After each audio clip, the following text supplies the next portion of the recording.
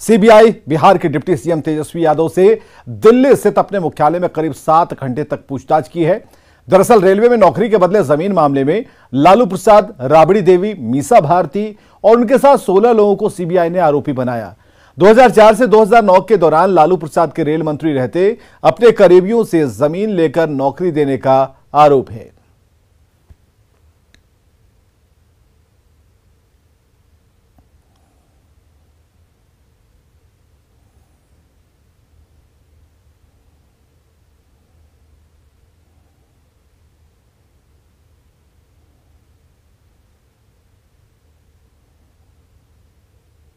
तो दिल्ली से बड़ी खबर, जहां करीब 7 घंटे तक पूछताछ हुई है और मीसा भारती ने बाहर निकलते ही पूछताछ के बाद पत्रकारों के सवालों का जवाब दिया। मीडिया के सामने जैसे ही आई उन्होंने अपनी बात रखी।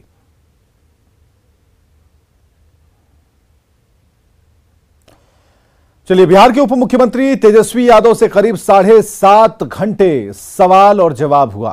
केंद्रीय जांच एजेंसी सीबीआई मुख्यालय में सवालात हुए। जांच एजेंसी के सूत्रों के मुताबिक जो सवाल हैं वो क्या हैं?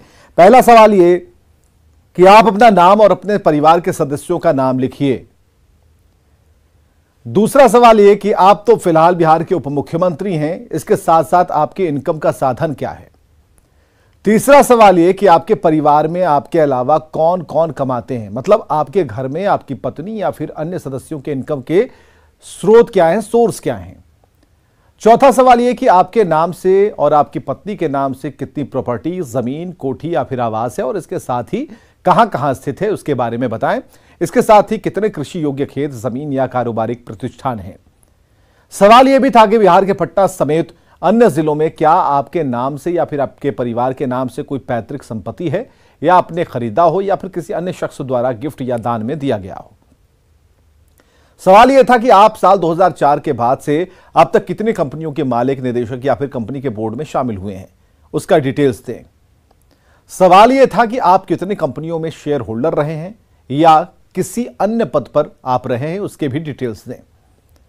सवाल यह था कि क्या आप इनकम टैक्स फाइल करते हैं, अगर करते हैं तो पिछले 5 साल का आईटीआर किस सीए के मार्फत आपने फाइल किया है, आपके सीए का नाम क्या है। सवाल था कि आपकी विदेश में भी कोई चल या फिर अचल संपत्ति है। सवाल यह था कि हमारी जांच में पता चला है कि आप कई कंपनियों से जुड़े हैं, उन कंपनियों को किसने बनाया था और आपका काम क्या होता था उस कंपनी के लिए। सवाल था दिल्ली एनसीआर में आपके नाम से डायरेक्टर के तौर पर या फिर परोक्ष तौर पर कोई कारोबारी प्रतिष्ठान, दुकानें, मॉल या फिर अन्य कोई प्रॉपर्टी है क्या। सवाल यह था कि क्या पहले आपके खिलाफ कोई मामला सेंट्रल एजेंसी में दर्ज हुआ था या नहीं, अगर हुआ था तो किस मामले में दर्ज हुआ था।